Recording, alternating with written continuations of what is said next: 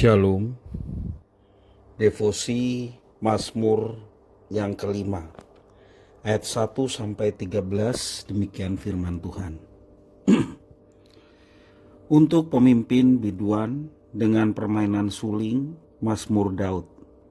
Berilah telinga kepada perkataanku ya Tuhan, indahkanlah keluh kesahku. Perhatikanlah teriakku minta tolong, ya Rajaku dan Allahku. Sebab kepadamulah aku berdoa. Tuhan, pada waktu pagi Engkau mendengar seruanku. Pada waktu pagi aku mengatur persembahan bagimu dan aku menunggu-nunggu. Sebab Engkau bukanlah Allah yang berkenan pada kefasikan. Orang jahat takkan menumpang padamu. Pembual tidak akan tahan di depan matamu. Engkau membenci semua orang yang melakukan kejahatan. Engkau membinasakan orang-orang yang berkata bohong. Tuhan jijik melihat penumpah darah dan penipu. Tetapi aku, berkat kasih setiamu yang besar, aku akan masuk ke dalam rumahmu, sujud menyembah ke arah baitmu yang kudus dengan takut akan Engkau. Tuhan, tuntunlah aku dalam keadilan-Mu karena seteruku. Ratakanlah jalan-Mu di depanku. Sebab perkataan mereka tidak ada yang jujur. Batin mereka penuh kebusukan. Kerongkongan mereka seperti kubur terenganga. Lidah mereka merayu-rayu. Biarlah mereka menanggung kesalahan mereka, ya Allah. Biarlah mereka jatuh karena rancangannya sendiri. Buanglah mereka karena banyaknya pelanggaran mereka, sebab mereka memberontak terhadap Engkau. Tetapi semua orang yang berlindung padamu akan bersuka cita. Mereka akan bersorak-sorai selama-lamanya, karena Engkau menaungi mereka. Dan karena Engkau akan bersukaria orang-orang yang mengasihi nama-Mu. Sebab Engkaulah yang memberkati orang ini benar, ya Tuhan.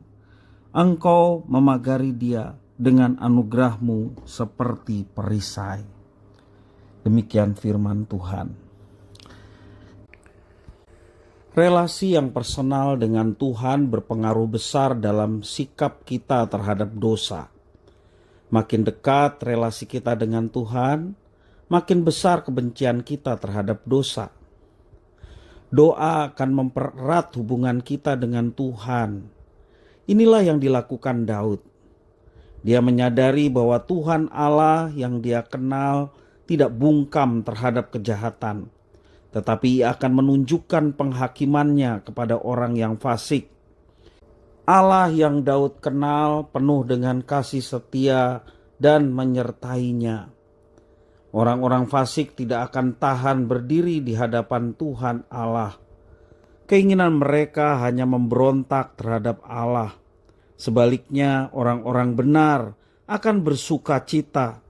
Tuhan Allah memberkati dan melindungi mereka dengan anugerah seperti perisai yang melindungi umatnya.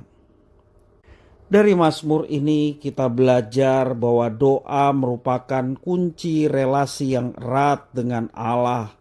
Karena di dalam doa kita makin menyadari kerinduan Allah dan apa yang tidak disukainya. Waktu pagi merupakan waktu terbaik bagi sebagian besar orang untuk datang menghadap kepada Tuhan dalam doa. Pada pagi hari pikiran kita lebih segar karena belum dipenuhi oleh persoalan dan beban yang akan datang. Dan kita dapat datang dengan komitmen untuk mempersembahkan seluruh hari itu kepada Tuhan. Sebagaimana komunikasi yang dibangun secara teratur dalam pertemuan akan menolong kita untuk saling mengenal secara lebih mendalam. Demikian juga doa yang kita bangun dalam relasi kita dengan Tuhan.